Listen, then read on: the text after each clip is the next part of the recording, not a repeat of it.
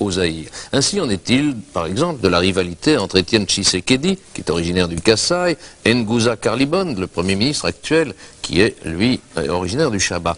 Une situation qui est résumée dans une formule choc, qui est un vieux proverbe zaïrois, par le gouverneur du Chaba. Quand deux éléphants se battent, c'est l'herbe qui est piétinée.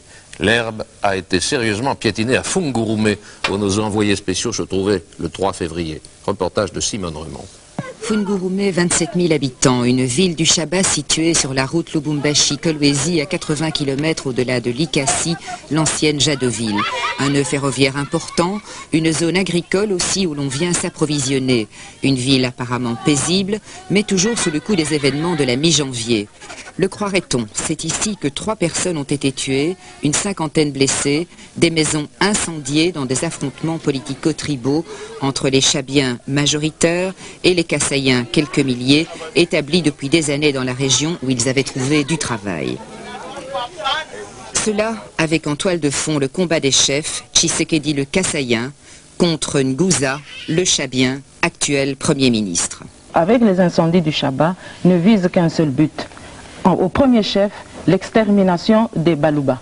Et s'il a des Balouba autour de lui, comme vous d'ailleurs, c'est simplement pour vous servir de vous et vous opposer avec le restant des Balouba. Parce que Mobutu a toujours dit... C'est-à-dire une ethnie. Oui, voilà, bien, oui. Voilà, épuration ethnique, quoi. Oui. Alors, je dois quand même vous informer que Mobutu a toujours dit, a toujours considéré les Balouba comme des sales juifs. Et il a toujours dit qu'il va combattre les Balouba comme Hitler avait combattu le nazisme en 40-45.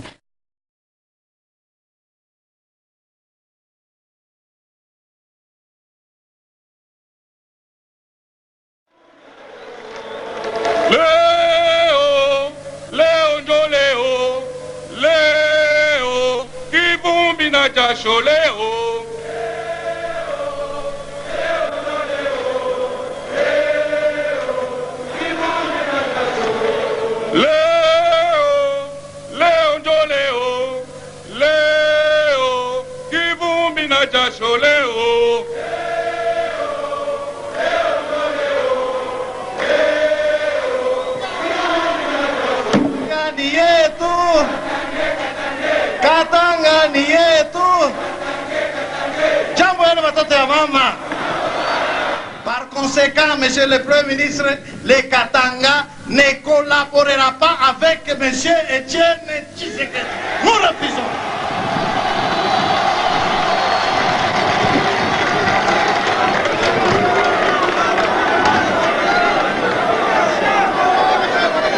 La Tunasema, tu l'as répété, Étienne Tshisekedi et les siens, ce sont des biloulous. Ibalani, babiloulou.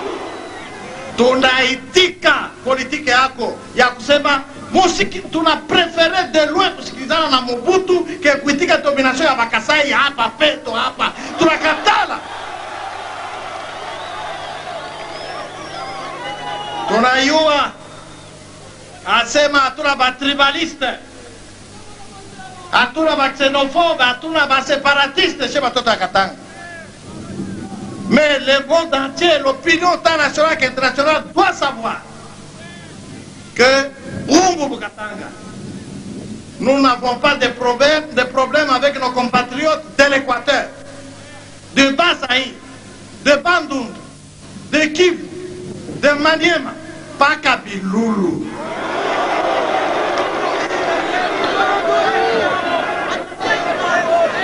Alors, est-ce que Bakatanga n'est pas tribaliste?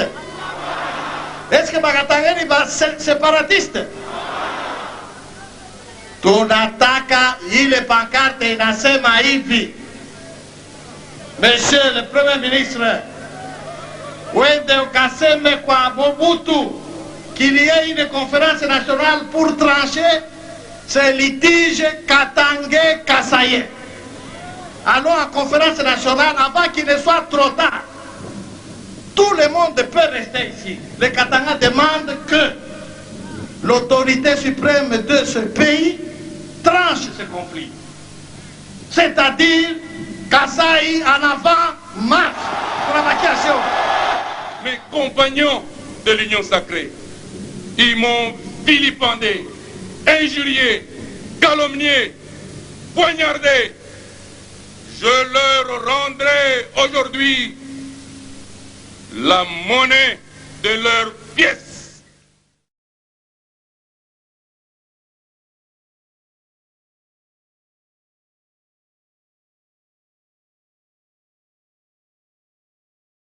Cela suite à des discours xénophobes prononcés depuis le mois d'août par Jean Cour à Carl Libon, alors Premier ministre, et son lieutenant, le gouverneur Chungwa Kumwanza.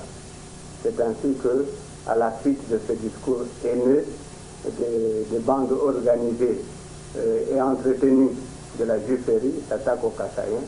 Et c'est dans ces conditions que Lungaka Sumbi trouvera la mort massacrée. Vous voyez là les différentes plaies causées par les outils utilisés, des armes utilisées, qui sont des haches, des machettes, des flèches, des gourdins, et que sais-je encore. Vous voyez comment le crâne est défoncé là-bas. Certainement un coup de hache. L'œil droit a été crevé. Vous voyez au niveau du fémur, une plaie ouverte. Au niveau de la cuisse, sur la partie supérieure. On peut s'imaginer avoir les plaies qui recouvrent le corps du malheureux, dans quelles conditions il a été tué. Il a dû beaucoup souffrir. Zaïre, province du Chaba, ex-Katanga.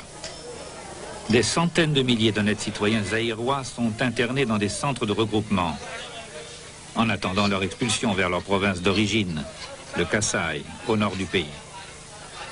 Voici les miliciens de la Juifferie, le parti ultranationaliste katangais, jeunes désœuvrés, endoctrinés en vue du nettoyage anti-kassaïen.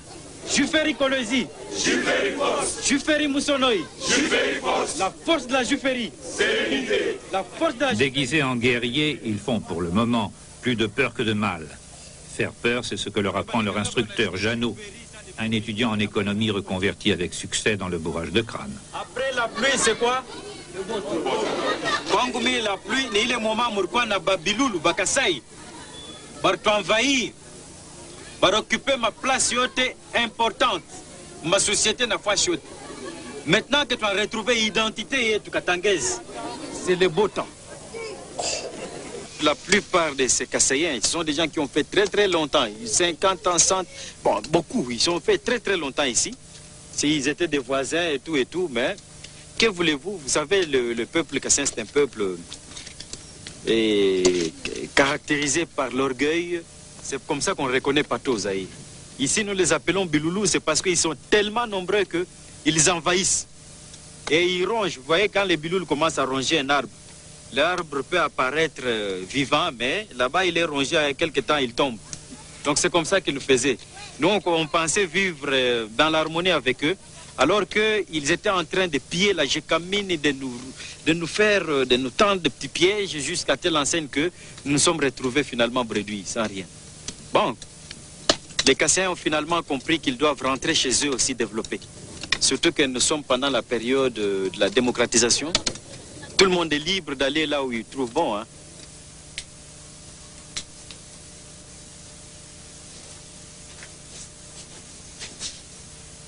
Comme beaucoup de Kassaïens aisés, Maître Moussango habitait un appartement agréable dans le centre de Kolwezi. Il en a été expulsé, comme tous les autres.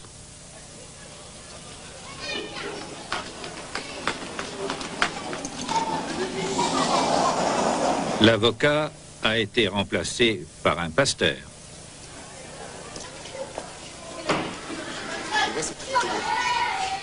Le révérend Motumba, katangais bien sûr, trouve la maison à son goût.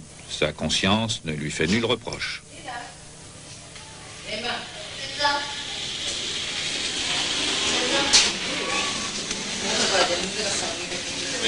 Ok. Alors, vous trouvez que c'est injuste ce qui leur arrive? Humainement, on dirait que ce n'est pas du tout bon, mais Peut-être c'est la volonté de Dieu. Il y a des couloirs qui sont aménagés pour des passagers. Ouais, enfin. C'est dans ces conditions. Pratiquement, nous n'avons rien contre eux. Ce sont eux qui ont cultivé ces Nous les appelons toujours amis ou frères parce que, vous savez, on reste ce qu'on était. Pour nous, nous croyons que les amis ou les frères se sont trompés. Une déportation dont on ne parle pas, dont personne ne s'offusque, qui n'inquiète pas l'ONU outre mesure. Comme il n'y a que 2 ou 3 trains par mois, les séjours dans les centres s'éternisent. On dit là-bas couramment camp de concentration parce que c'est le mot technique approprié. 7, 8 mois d'attente. Si bien que le départ longtemps redouté est accueilli avec soulagement. Il s'agit pourtant d'un voyage de 5 à 6 jours. Et dans quelles conditions? Avec au bout toutes les incertitudes.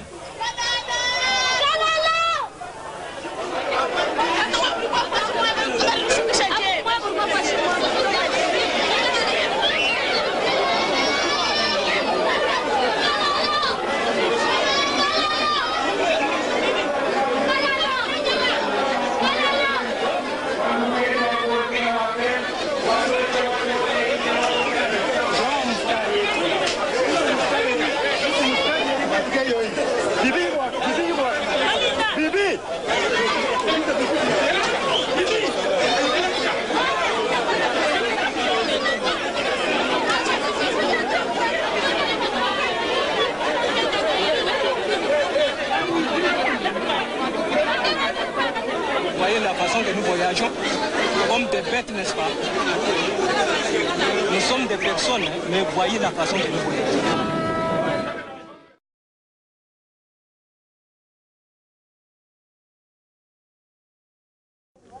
Likassi, ex-Jadeville, il y a 8 jours.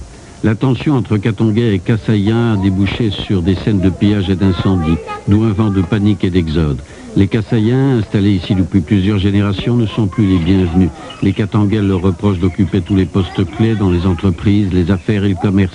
Excités par les discours déstabilisateurs de certains leaders politiques, ils sont passés à l'action. Ce sont les Katangais qui venaient de la cité Toyota, qui venaient vers ici. Ouais. Alors quand ils sont arrivés ici, ils ont tout pris. Vous les avez entendus? Oui, nous avons attendu. Qu'est-ce que vous avez fait alors? En tout cas, nous avons eu peur. Nous avons fui. Ouais. Ils étaient nombreux, il n'y avait pas moyen de s'expliquer même. Ils ont commencé directement à piller toute la maison. Au moment où ils étaient entrés dans la maison, ils ont trouvé le grand-père qui est ici, ils l'ont fouetté avec ce fouet. Qu'est-ce que vous allez faire maintenant? Pour le moment, on ne sait plus faire autrement, nous sommes obligés d'aller à la gare. Devant la menace d'une flambée générale, beaucoup de Kassaïens ont décidé de rentrer au Kasaï, le pays de leurs ancêtres. Ils emportent ce qu'ils peuvent et se dirigent vers la gare. Image tristement banale de réfugiés en quête de sécurité. Les maisons abandonnées par les Kassaïens sont aussitôt occupées par des Katangais. Première étape de l'exode des Kassaïens, la gare.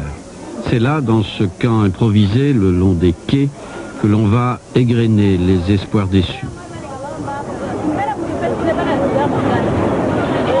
Souvent dans des conditions épouvantables.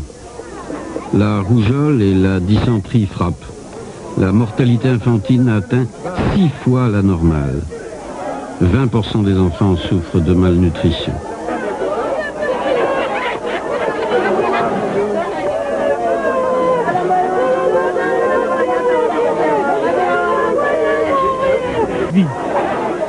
Les Kassaïens qui auront la chance de partir dans ce convoi n'arriveront que 5 ou 6 jours plus tard à Mboujibaï, à la recherche d'une hypothétique famille que leurs grands-parents ont quittée il y a bien longtemps. Les autres, eh bien, ils reprendront l'attente en s'accrochant à de nouveaux espoirs.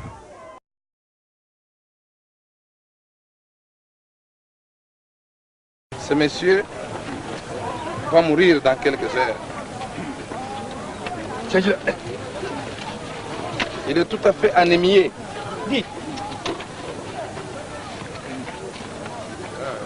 Par manque de bonne alimentation et de soins médicaux. Quand il vient d'être érigé, parce que les 2 autres premiers sont dépassés. Bon, vous avez tous les nouveaux refoulés qui viennent d'arriver, qui ont leur mobilier, qui ont leur bagage et qui se se sont procurés un logement de fortune avec quelques sticks, avec quelques...